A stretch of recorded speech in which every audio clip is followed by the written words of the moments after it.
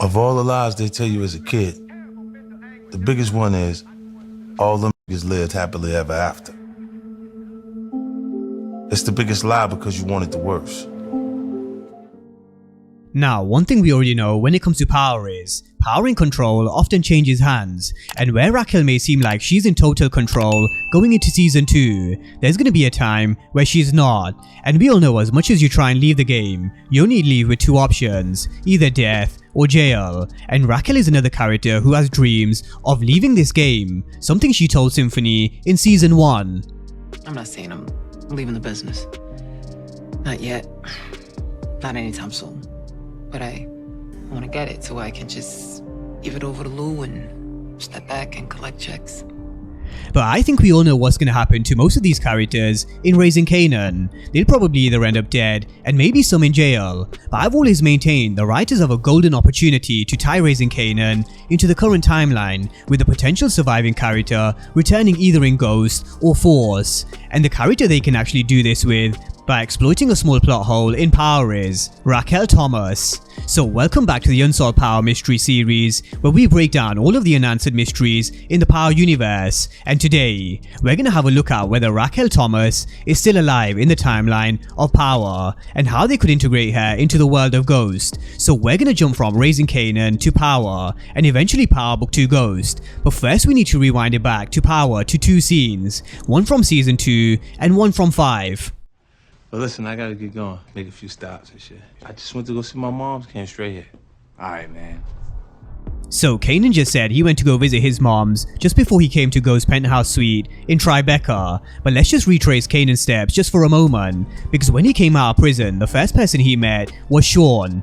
He told him he didn't want to go anywhere near Ghost while he's got issues of his own, but ironically issues that Kanan created through pink sneakers. So the first person he went to visit was a contractor who hired pink sneakers from Miami to carry out the hit on Ghost, because she failed to do what she was paid for, so we saw him trying to hunt down pink sneakers himself. We then caught up with Kanan visiting Dre, who he met while he was inside, and laid out the plan with how he was going to take back his organization, and his plan was to attack from the inside, and this is where we saw him reintroduce himself to Ghost, where he told Tommy that he just went to go see his mom's, and then he came straight here. Now of course, off screen he could have very well gone to see his mom, but it doesn't necessarily mean she's alive. For example, he could have very well meant he went to go visit her grave, because we all know how much of a close relationship they have in Raising Kanan, but a relationship that is definitely showing some sign of cracks, which we're gonna get to in just a moment. But we also saw how much of a liar and manipulator Kanan was, a trait most likely picked up from his mom, Raquel.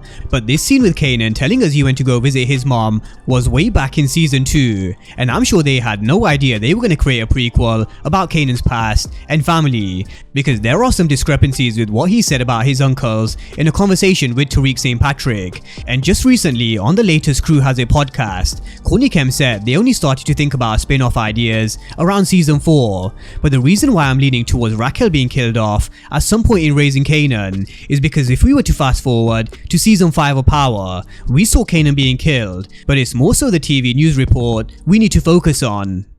The suspect, also found dead at the scene, is Kanan Stark. He has no known surviving next of kin. So, as it stood in season 5 of Power, Kanan had no next of surviving kins, which is why we then saw Tariq pick up Kanan's ashes with fake ID and then give him a send-off with Tommy. But something else I want to focus on is this. That bullet's out there now, circling the world with your name on it. And you're gonna be running from it for forever. So how she mentioned to Kanan there's gonna be a bullet circling the world, forever chasing him. Let's not get it twisted, there's also one out there for her. So going back to the question, did he actually go visit his mom in season 2, episode 2? In my honest opinion, I don't think so. I do think at some point Raquel will probably die in Raising Kanan, because as far as season 5 of Power goes, there were no next of surviving kins. You also have to ask the question, where was Raquel and why didn't we see or hear about her more, especially when Kanan was almost burnt to death. Instead he went to go visit Jukebox, not his mom's. So I do think Raquel will probably meet her fate at some point, but the only way we're gonna get the answers to this is by seeing what plays out in Raising Kanan. But something else we need to consider is the breeze factor. Now, in Power, we found out Kanan learned and was mentored by Breeze. Tommy also told Sean back in the day, Kanan kept him and Ghost in line and also made them men. So we do have to wonder, where is Raquel in the timeline, or where does she go if Kanan does indeed start to work under Breeze? Because I highly doubt Raquel would let this happen under her watch, especially while she is still leading the Thomas organization, because Raquel's gonna stop at nothing to hold her family together. But the issue is, her family is broken beyond repair and nobody wins in a family feud, and she's the one who's making it impossible to keep some of these relationships with Lulu, Marvin, as well as her own son Kanan. So where Raquel is busy making a long list of enemies in the streets, she's also doing the same with her family and eventually Kanan, and this in my opinion is what will push Kanan into the direction of Breeze, which may be at the end of season 2, who knows? Because we know Kanan was sent away at the end of season 1, but season 2 looks like it's gonna pick up with Kanan back in Queens. But what did Kanan get up to while he was away? And more importantly, who did he meet? For example, could he have met Breeze while he was away? And these are the sorts of questions I think we need to ask as we head into season 2. Another is how Raquel mentioned D-Wiz's brother being a wild boy, because this is someone who could be introduced either in season 2 or 3, and possibly even as Breeze. And with Raquel already manipulating the D-Wiz situation, let's just wait until Kanan finds out about Detective Howard, because I can see Breeze using this to manipulate Kanan against his mom, because everybody has a weakness, and where Kanan is Raquel's strength to keep pushing, he's also her biggest weakness, and that's something we need to remember when it comes to Raquel's eventual downfall. Kanan and her family is her biggest weakness.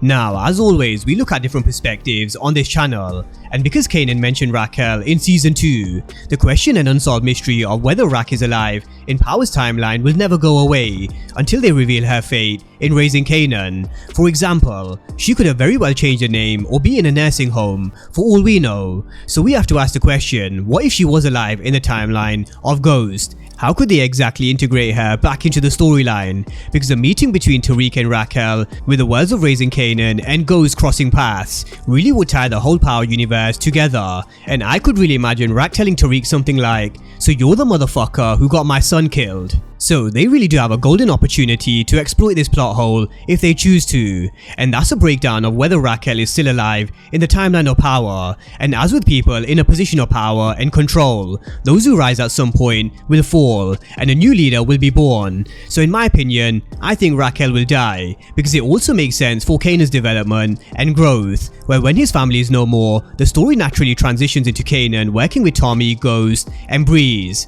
But drop all your thoughts down below in the comment section, because I know this will probably split a lot of opinions. So drop all your thoughts down below, and of course if you're new to the channel and you haven't done so already, then remember to smash the subscribe button if you want to see everything Power Book 3 and Power Universe related. But as always, thank you guys for watching, and I'll see you next time.